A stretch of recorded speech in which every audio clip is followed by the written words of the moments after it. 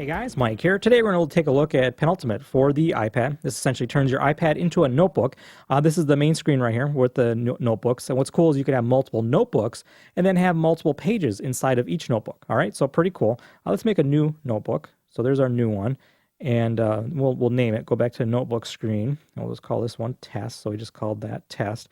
And once we get in there, we have a couple options. We could change the paper. We could do graph, lined, or plain. Let's do plain paper. And it's all free form. So just go ahead, just write with your finger, just like so. You can also then draw. All right. So that works pretty well. You can also use a stylus. Here's the Radtex Styloid. Personally, this seems to work a little bit easier for me just because I don't have great handwriting as it is. So it lets me maybe get a little more legible, particularly maybe go a little bit smaller. But, this works also. Just one thing to note is, when we write, we're used to resting our hand on paper and writing. So, this gets a little tiring, to be able to hold your hand up and write just like that. Just one thing to note. So the finger, just using your finger usually works the best in terms of, just writing without having to get too fatigued on holding the pen up. A couple other options here. We got an eraser. So if you want to erase something, go like that. Or if you want to wipe the whole page, just hit the X. If you didn't want to do that, there's an undo. So you can undo it. Let's say you're done with your masterpiece and you want to email to yourself or someone else. You can email this page right up there, and that'll send it as a PDF. Also worth noting, outside the notebook, just something I'll note too. I just did. There's a little bit of a lag there, and actually I clicked it twice thinking it didn't catch it. I keep doing that a lot, so I don't know if it's just a little bit of a lag or something, but I do that frequently where I double tapped it. I click it, nothing happens. It usually takes a second for the animation to come up. Anyways, I'll just note that because it just came up in the review. But you can also send, the whole notebook if you want, okay?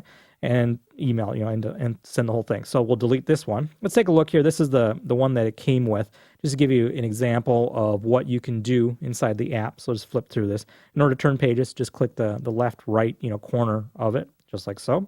Okay, so it comes a little tutorial. So overall, it's a pretty cool app. This is nice. For me, it wouldn't replace using a notebook, but if I want to take some quick notes, or if I wanted to, if I was in a meeting or trying to explain something to someone, I could quickly pull this out and do a little diagram to try to explain what someone's talking about. But overall, I wrote this up just for the review. Some of the things that here's some of the things that I think they're lacking or some issue. Colors, it'd be nice to have some colors, maybe mix it up other than just writing in black. So if you wanted to emphasize something, use a different color. Keyboard input, I don't know, it seems a little, unintuitive to have a keyboard on here, but still, it might be nice to be able to type in some lines and then make a drawing next to it, as an example. If you're, taking notes, personally, I type a lot faster than I can write. So, I may want to take notes in it. And then if I could draw on the side, to emphasize something or draw an arrow up or, link paragraphs or, what I would normally do, with a notepad, be some nice versatility. Something that might be also nice is Zoom. It's really tough to write small. I found it very difficult to write small. So this is basically how much text I'd have in one screen. So I'd have a lot of pages. If I wanted to take, let's say, a half hour, notes from a half hour meeting or class or something, I'd have quite a few pages on here. But, it'd be nice if you could zoom in a little bit so you could get a little more precise, and then maybe fill up these lines, just an idea, I was thinking on that. Whiteboard, yeah, personally, I'm looking for something that I could plug like the VGA adapter in and I could project it and basically, write on it as if it was a whiteboard and project it up on the wall. I don't think that's actually possible, but, we can all dream. That'd be really cool to be able to have a whiteboard, but even an option maybe to, whiteboard out your stuff on here. That'd be pretty cool. Like I said, you can dream. The wrist, resting the wrist on here is an issue. Maybe a spot to have your wrist area or something. I don't know. Maybe it's scroll.